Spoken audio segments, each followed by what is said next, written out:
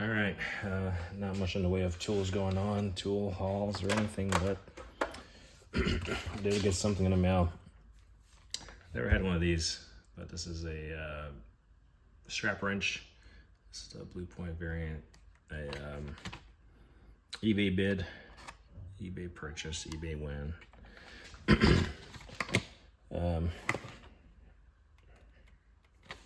Yeah. Made in. There you go.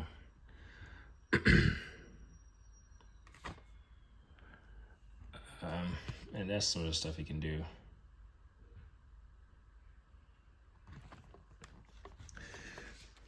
Great little justification for when your significant other wants to open a can or something and they're struggling.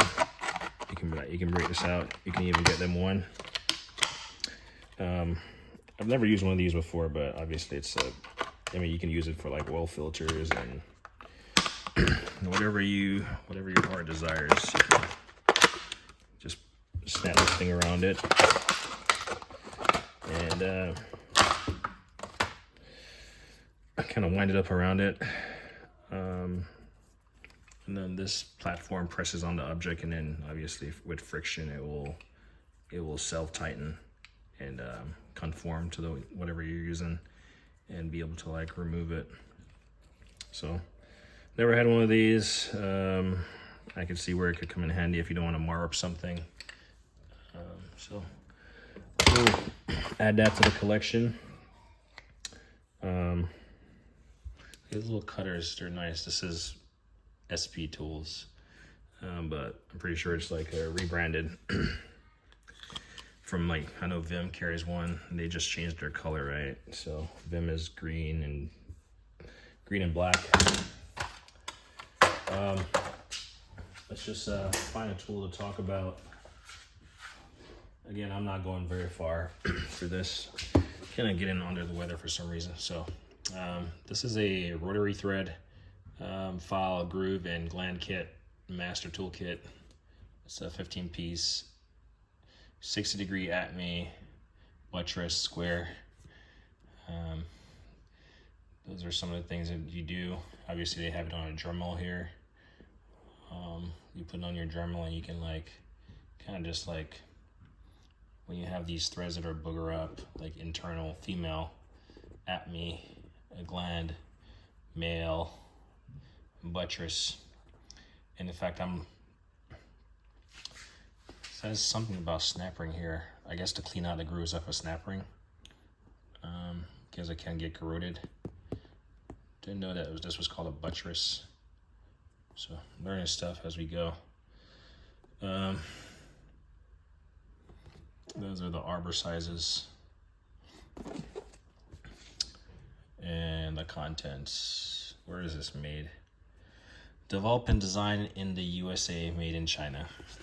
So for all the people that talk about made in China and all this stuff, I get it and I don't get it, because what happens when a company puts